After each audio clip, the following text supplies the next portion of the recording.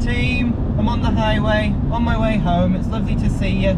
It's about 4 o'clock, well, 4:14 at the moment. I've had a fantastic day. In fact, I had a guinea pig day at school. I brought my piggies in. I don't know if you can see the passenger seat, but I've got my piggies in their little transporter tub. And they've had a fab day. I was a little bit skeptical, I'll be truthful. I teach new entrants, for those who don't know me, so I've got the 5-year-olds. And well, it could have either gone really, really well or not so well. And today went brilliantly, truly. I'm leaving buzzing. I'm very happy with how the kids went with the pigs and how the pigs went with the kids. Oh, we're going very slow. Oh, I'm going to swap lanes, thank you. So yeah, I brought my 3 piggies in, Mabel, Marshmallow and Walnut. So they've got a 2-story cage at school, and they've got a big 2-meter long CNC cage in our living room, and they've got an outdoor cage as well, which is about 2 meters.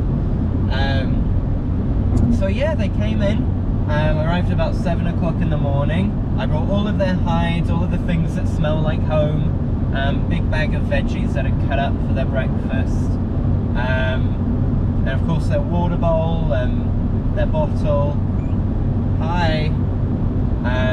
their pellets. If you hear squeaks, guinea pigs don't do great in the car, just letting you know, but they're okay, it's for 20 minutes.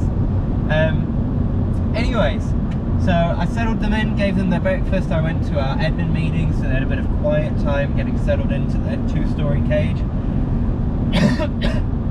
And then our kids started coming in. And I actually had Mabel out, she was just in my arm. So if you don't know, I've got 2 Abyssinians, which, if you don't know, guinea pigs are quite a sassy, confident breed. Very curious, love to roam. We'll let you know what's what as well. If they don't like something, they'll tell you about it. So they're not as passive as a common smooth-haired guinea pig, which I like the sassiness. And then we've got a smooth-haired common American guinea pig called Walnut. And she came from the SPCA. She's a bit of a trauma piggy. She's Georgia's trauma piggy. Didn't have the best start to life, but we've got her now, so yeah, we're giving her as good a life as she can. She is quite timid and shy, scared by anything. You open a cupboard door and she's like, oh! Anyways, so yeah, Mabel confidently, I might say, greeted all the kids coming in, sniffing and curious. And then we had our mat time, so we did our hui, we did our roll, karakia waiata, and then I got the kids to sit in a circle, and I put Mabel and Marshmallow in the middle, and they had a little roam round, went and sniffed people, and I brought a pig round. I know you're in a box, I know you don't like being in a tub.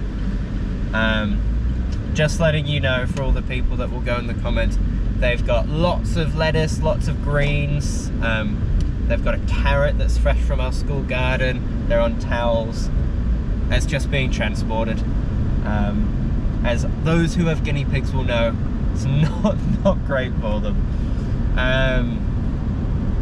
But yeah, so we had a mat time and they did great. The kids were calm, quiet, gentle.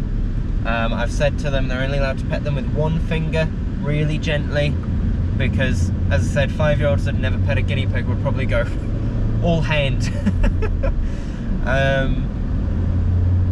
And yeah, they were great. Throughout the day, the kids would just sit and watch them in the cage. I said, no touching the cage, no sticking your fingers in, just gotta be quiet and watching. And yeah, they were really good. I had a few older kids come in at lunchtime for a cuddle. My team leader's daughter popped in as well for a guinea pig cuddle today. And then what else? In the afternoon, my kids that go to gardening club, it's called Pips, they came back with a bunch of veggies from our garden. Spinach, fresh carrots, I said carrot tops, an assortment of other greens, and we made another circle on the mat, pop all the veggies out, and let the guinea pigs go to town on it, which was really cool. By the end of the day, the pigs had really settled in. They were calm, they were happy, and yeah, Marshmallow and Mabel came and had a bit of a feast. Kids held the veggies in their hands, and the pigs would run up and yeah, nibble them out. Yeah, went really well. And then we did writing, and lots of kids wrote about the guinea pigs. So in my books, it was a successful day.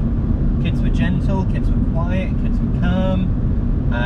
They followed the rules. No one was touching the cage. The pigs were only out when I was there. And they got a lot of quiet time as well. Our classroom's designed so that we've got a few nooks. And it said the guinea pigs were tucked around a nook. So they did get that quiet time, which was great.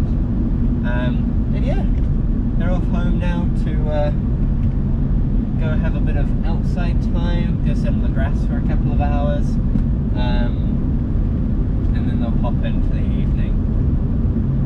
So yeah, I'd say they've done pretty well, in all truth.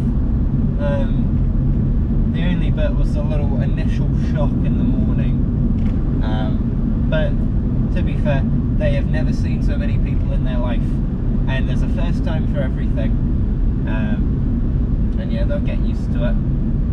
Big thing's food. The pigs were so happy with the Littleys when they had food, so I think tomorrow, because my plan with the pigs is to bring them in when Georgia's at work.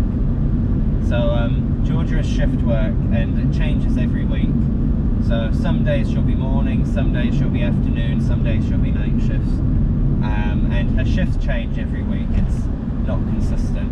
So whenever Georgia's at work on a morning shift, or she's at an afternoon and she's really tired, they'll come to work with me. And some days they won't. I think it's good for them to have rest days. As I said, being at school with a bunch of 5-year-olds can be tiring for me, so for tiny little creatures I imagine it's quite tiring too. And animal welfare wise, I know lots of people on YouTube will race to the comments about how inhumane it was. I did a bunch of pre-teaching, we did lots of circle times talking about their needs, and our responsibility as humans and looking after them. That person is lane splitting in the middle of the road. Good lord. Wow. Any road. And yeah, I was really firm on our rules, and made sure that they had lots of quiet time as well. And yeah, Mabel and Marshmallow are about 6 months old, so they're just bubbers, and they're still at that very malleable stage of their life. Walnut's a year old. Walnut will never be friendly. As I said, she came from the SPCA, she didn't have a great start to her life. So yeah, she's pretty skittish. And I will never... Oh, Mr. Ambulance. I will never make her cuddle a kid, because that's not what she needs. But Mabel and Marshmallow, they're confident as anything. As I said, they're Abyssinians. They couldn't give a rat's. They'll run around, sniff, nibble, lick. They're very curious. My two scruffy pigs. Walnut could hide forever. Other than that, today I'm thinking of going to a gym. Maybe for half an hour. Got to put the bins out tonight. Very exciting stuff. It's bin day.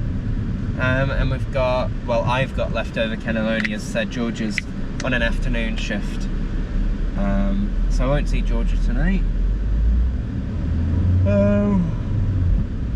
Yeah, I have been enjoying my Miu. I played my Miu yesterday, quite a bit of it. And yeah, I've put on some real arcadey style games, like Bejeweled 3 for the DS, which I used to love Bejeweled. Bejeweled used to always be on the plain entertainment systems, you know, on the TVs when you're on an aeroplane. Back in like 2010, they used to always have Bejeweled on. Sorry, I'm just merging. And I loved it. And yeah, they made Bejeweled for the DS, PopCat. The other one that was on planes and also has a DS game, no, it's a GBA game, is Bookworm, which was really fun. I used to play that on the plane. So yeah, pop that on. What else? What else did I download? Download a few other things. And now I've just reminded myself, because I said PopCat, another game I used to really like was Peggle. Peggle is really, really fun. And I enjoy those quick pick up for 2 minutes sort of games. To me, I watched a fantastic video that explained it very well the other day about handheld gaming and how handheld gaming has now become console gaming. And you can play games like Skyrim and The Witcher 3 in the palm of your hands. Whereas handheld gaming used to be its own genre. Simple, quick fixes. Where, as I said, you'd play an arcade style game for 5 minutes, or you'd play a level of Mario Brothers, or a match of Mario Kart. There was never these big, grand, sweeping adventures that you could immerse yourself in for hundreds of hours. They're always short, sharp, snappy, pick up, play, put down, 5 minutes, you're done. And I'm hoping, well, I'm not hoping, I have. I've set up my Miu so it is a pick up and play, and it kind of revisits that old school handheld vibe. Because the Switch 2 that I've got is fantastic. I love my Nintendo Switch. However, it doesn't scratch that same itch. It doesn't have that same feel of, say, a Nintendo DS. Like when I was a kid, you'd slip it into your pocket. It was tiny. You'd play for 5 minutes, pop it away. So yeah, I've set it up quite arcadey, which is nice. And then I've also got a few things. Of course, the GB, I also got a few RPGs and stuff like that. I just downloaded the Mother 3 fan translation. I think that might be my next game. I've never played Earthbound, never played any of the Mothers. And I know that that is a big, grand, sweeping RPG, and very contradictory what I've just said. But there's a lot of hype around those games, and I'd quite like to give them a go. Any road, I'm basically home, so it was lovely to chat. This video is about guinea pigs, and I've started talking about video games, but it is what it is. Anyways, love to you and your family. Hope something makes you smile today, and I will see you on the next episode of The Commute. Ka kite.